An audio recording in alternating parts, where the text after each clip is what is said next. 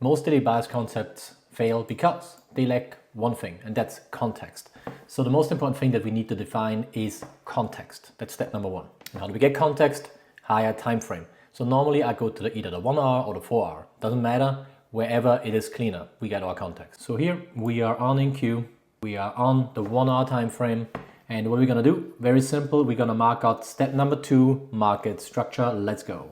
So latest market structure I see here is we had a shift to the upside, bullish, and then we had a beautiful shift to the downside. Now we're bearish.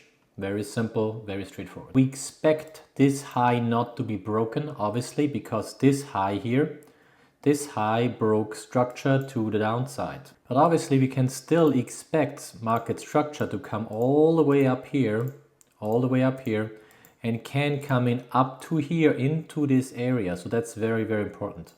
So how does that help me with daily bias now? Well, it's very, very simple. First of all, it's perspective. Second of all, it's context, right? Because we can be bullish, and that's very, very, very freaking important. We can be bullish until we get up to here.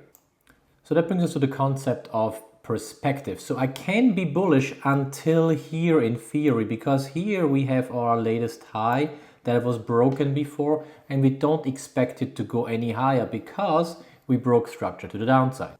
And that is where a lot of the concepts that I see go wrong, because they say, oh, my daily bias is bearish because the higher time frame is bearish. Yeah, that's fine, but don't forget there is a lot of opportunity possibly also on the lower time frames until we get into the higher time frame, whatever they call it, PD array or like point of interest. That's very, very important to know, guys. So although we know that your higher time frame is bearish, your daily bias can be bullish, but please take into consideration context and perspective. So you can be bullish, but as soon as you get into this area, it's getting very, very, very dangerous possibly for longs. Why? Because we expect this area to be respected. Very freaking important.